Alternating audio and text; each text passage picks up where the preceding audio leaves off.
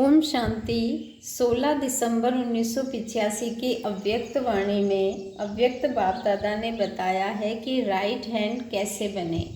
Right hand कैसे बने? सदा मुक्त सर्वसमर्थ शिव बाबा बोले, आज बाप दादा अपनी अनेक भुजाओं को देख रहे हैं। पहली भुजाएं सदा प्रत्यक्ष कर्म करने का आधार है। हर आत्मा अपनी भुजाओं द्वारा ही कर्म करती है। दूसरी भुजाएं सहयोग की निशानी भी कही जाती है। सहयोगी आत्मा को राइट हैंड कहा जाता है, तो हाथ भुजा का साधन है। तीसरी भुजाओं को शक्ति रूप में भी दिखाया जाता है, इसलिए बाहुबल कहा जाता है। भुजाओं की और विशेषता है। चौथी भुजा अर्थात हाथ स्नेह की निशानी है, इसलिए जब भी स्नेह से मिलते हैं तो आपस में हाथ मिलाते हैं। भुजाओं का विशेष स्वरूप पहला सुनाया। संकल्प को कर्म में प्रत्यक्ष करना। आप सभी बाप की भुजाएं हो, तो यह चार ही विशेषताएं अपने में दिखाई देती हैं। इन चारों ही विशेषताओं द्वारा अपने आप को जान सकते हो कि मैं कौन सी भुजा हूँ। भुजा तो सभी हो, लेकिन राइट है व लेफ्ट है, यह इन विशेषताओं से चेक करो। पहली बात, बाप के हर एक श्रेष्ठ संकल्प को, बोल को कर्म में अर्थात प्रत्यक्ष जीवन में कहाँ तक लाया है। कर्म सभी के प्रत्यक्ष देखने की सहज वस्तु है। कर्म को सभी देख सकते हैं और सहज जान सकते हैं, वह कर्म द्वारा अनुभव कर सकते हैं। इसलिए सब लोग भी यही कहते हैं कि कहते तो सब हैं, लेकिन करके दिखाओ। प्रत्यक्ष कर्म में देखे तब माने कि यह जो कहते हैं वह सत्य है। तो कर्म संकल्प के साथ बोल को भी प्रत्यक्ष प्रमाण के रूप में स्पष्ट करने वाला है। ऐसे राइट हैंड व राइट भुजा हर कर्म द्वारा बाप को प्रत्यक्ष कर रही है। राइट हैंड की विशेषता है, उससे सदा शुभ और श्रेष्ठ कर्म होता है। राइट हैंड के कर्म की गति लेफ्ट से तीव्र होती है, तो ऐसे चेक करो। सदा शुभ और हैंड के कर्म की गति लेफ्ट से तीव्र होती है, तो ऐसे चेक करो। सदा शुभ और श्रेष्ठ कर्म तीव्र गति से हो रहे हैं। श्रेष्ठ कर्मधारी राइट हैंड है। अगर यह विशेषताएं नहीं तो स्वतः ही लेफ्ट हैंड हो गए। क्योंकि ऊंचे ते ऊंचे बाप को प्रत्यक्ष करने के निमित्त ऊंचे ते ऊंचे कर्म हैं, चाहे रूहानी दृष्टि द्वारा, चाहे अपने खुशी के रूहानियत के चेहरे द्वारा बाप को प्रत्यक्ष करते हो, यह भी कर्म ही है। तो ऐसे श्रेष्ठ कर्मधारी बने हो। इसी प्रकार भुजा अर्थात सहयोग की निशानी, तो चेक करो हर समय बाप के कर्तव्य में सहयोगी हैं। तन मन धन तीनों से सदा सहयोगी हैं, वह कभी कभी के सहयोगी हैं। जैसे लौकिक कार्य में कोई फुल टाइम कार्य करने वाले होते हैं, थोड़ा समय काम करने वाले हैं, उसमें अंतर होता है ना। तो कभी कभी के सहयोगी जो है उन्हों की प्राप्ति और सदा के सहयोगी की प्राप्ति में अंतर हो जाता है। जब समय मिला, जब उमंग आया, व जब मूड बनी, तब सहयोगी बने, नहीं तो सहयोगी के बदले वियोगी बन जाते हैं। तो चेक करो तीनों रूपों से अर्थात तन मन धन सभी रूप से पूर्ण सहयोगी बने हैं व अधूरे बने हैं। देह और देह के संबंध, उसमें ज़्यादा तन मन धन लगाते हो व बाप के श्रेष्ठ कार्य में लगाते हो।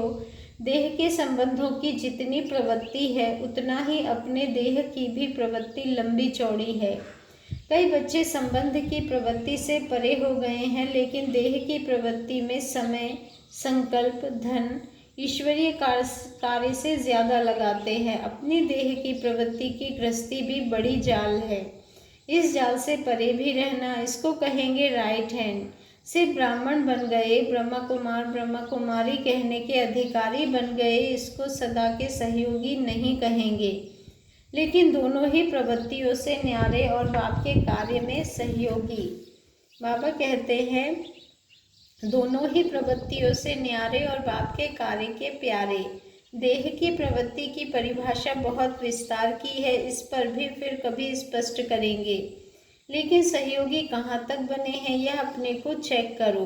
तीसरी बात, भुजा स्नेह की निशानी है। स्नेह अर्थात मिलन। जैसे देहधारी आत्माओं का देह का मिलन हाथ से हाथ मिलाना होता है, ऐसे जो राइट हैंड व राइट भुजा है उसकी निशानी है संकल्प में मिलन, बोल में मिलन और संस्कार में मिलन। जो बाप का संकल्प वह राइट हैंड का संकल्प होगा। बाप के व्यर्थ संकल्प नहीं होते, सदा समर्थ संकल्प यह निशानी है। जो बाप के बोल सदा सुखदाई बोल, सदा मधुर बोल, सदा महावाक्य है। साधारण बोल नहीं, सदा अव्यक्त भाव हो, आत्मिक भाव हो, व्यक्त भाव के बोल नहीं। इसको कहते हैं स्नेह अर्थात मिलन। ऐसे ही संस्कार मिलन। जो बाप के संस्कार सदा उदार चित्त, कल्याणकारी, निस्वार्थ, ऐसे विस्तार तो बहुत हैं। सार में जो बाबा कहते हैं, सार में जो बाप के संस्कार व राइट हैंड के संस्कार होंगे तो चेक करो ऐसे समान बनना अर्थात स्नेही बनना। यह कहाँ तक है? चौथी बात, भुजा अर्थात शक्ति। तो यह भी चेक करो कहाँ तक शक्तिशाली बने हैं। संकल्प शक्तिशाली, दृष्टि वृत्ति शक्तिशाली कहाँ तक बनी है। शक्तिशाली संकल्प, दृष्टि व वृत्ति की निशानी है। वह शक्तिशाली होने के कारण किसी को भी परिवर्तन कर लेगा। संकल्प से श्रेष्ठ सृष्टि की रचना करेगा, वृत्ति से वायुमंडल परिवर्तन करेगा, दृष्टि से अशरीरी आत्मस्वरूप का अनुभव कराएगा। तो ऐसी शक्तिशाली भुजा हो व कमज़ोर हो। अगर कमज़ोरी है तो लेफ्ट है। अभी समझा राइट हैंड किसको कहा जाता है। भुजाएं तो सभी हो, लेकिन कौन सी भुजा हो वह इन विशेषताओं से स्वयं को जानो। अगर दूसरा कोई कहेगा कि तुम राइट हैंड नहीं हो तो सिद्ध भी करेंगे और जिद भी करेंगे, लेकिन अपने आप को जो हूँ जैसा हूँ वैसे जानो, क्योंकि अभी फिर भी स्वयं को परिवर्तन करने का थोड़ा समय है। अलबेलेपन में आकर के चला नहीं दो कि मैं भी ठीक हूँ, मन खाता भी है, लेकिन अभिमान व अलबेलापन परिवर्तन कराए आगे नहीं बढ़ाता है, इसलिए इससे मुक्त हो जाओ। यथार्थ रीति से अपने को चेक करो, इसी में ही स्वकल्याण भरा हुआ है। समझा? अच्छा। सदा स्वपरिवर्तन में, स्वचिंतन में रहने वाले, सदा स्वयं में सर्व विशेषताओं को चेक कर संपन्न बनाने वाले, सदा दोनों प्रवृत्तियों से न्यारे, बाप और बाप के कार्य में प्यारे रहने वाले, अभिमान और अलबेलेपन से सदा मुक्त रहने वाले, ऐसे तीव्र पुरुषार्थी श्रेष्ठ आत्माओं को बाप दादा का याद, प्यार और नमस्ते। और हम रूहानी बच्चों का रूहानी बाप दादा को दिल से याद, प्यार, गुड मॉर्निंग और नमस्ते। शुक्रिया बाबा, शुक्रिया। पार्टियों से अव्यक्त बाप दादा की मुलाकात। सदा अपने को सुदर्शन चक्रधारी अनुभव करते हो। सुदर्शन चक्र अनेक प्रकार के माया के चक्रों को समाप्त करने वाला है। माया के अनेक चक्र हैं और बाप उन चक्रों से छुड़ाकर विजयी बना देता। सुदर्शन चक्र के आगे माया ठहर नहीं सकती, ऐसे अनुभवी हो। बाप दादा रोज इसी टाइटल से याद प्यार भी देते हैं। इसी स्मृति से सदा समर्थ रहो, सदा स्वयं के दर्शन में रहो तो शक्तिशाली बन जाएंगे। कल्प कल्प की श्रेष्ठ आत्माएं थे और यह याद रहे तो मायाजीत बने पड़े हैं। कल्प कल्प की श्रेष्ठ आत्माएं थे और है यह याद रहे तो मायाजीत बने पड़े हैं। सदा ज्ञान को स्मृति में रख, उसकी खुशी में रहो। खुशी अनेक प्रकार के दुख भुलाने वाली है। दुनिया दुखधाम में है और आप सभी संगम युगी बन गए, यह भी भाग्य है। सेकंड पॉइंट है, सदा पवित्रता की शक्ति से स्वयं को पावन बनाए, औरों को भी पावन बनने की प्रेरणा देने वाले हो।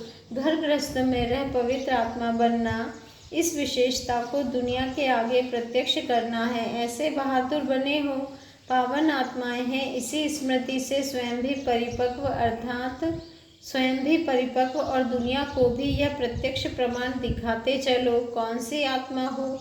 असंभव को संभव कर दिखाने के निमित्त पवित्रता की शक्ति फैलाने वाली आत्मा हूँ, यह सदा स्मृति में रखो। थर्ड पार्टी से मुलाकात में बाबा ने कहा, कुमार सदा अपने को मायाजीत कुमार समझते हो। माया से हार खाने वाले नहीं, लेकिन सदा माया को हार खिलाने वाले। ऐसे शक्तिशाली बहादुर होना, जो बहादुर होता है उससे माया भी स्वयं घबराती है। बहादुर के आगे माया कभी हिम्मत नहीं रख सकती। जब किसी भी प्रकार की कमजोरी देखती है तब माया आती है। बहादुर अर्थात सदा माया जीत, माया आ नहीं सकती। ऐसे चैलेंज करने वाले होना, सभी स्वयं को सेवा के निमित्त अर्थात सदा विश्व कल्याणकारी समझ आगे बढ़ने वाले हो। विश्व कल्याणकारी बेहद में रहते हैं, हद में नहीं आते। हद में आना अर्थात सच्चे सेवाधारी नहीं। बेहद में रहना अर्थात जैसा बाप वैसे बच्चे, बाप को फॉलो करने वाले श्रेष्ठ कुमार हैं। सदा इसी स्मृति में रहो, जैसे बाप संपन्न है, बेहद का है, ऐसे बाप समान संपन्न सर्व खजानों से भरपूर आत्मा हूँ।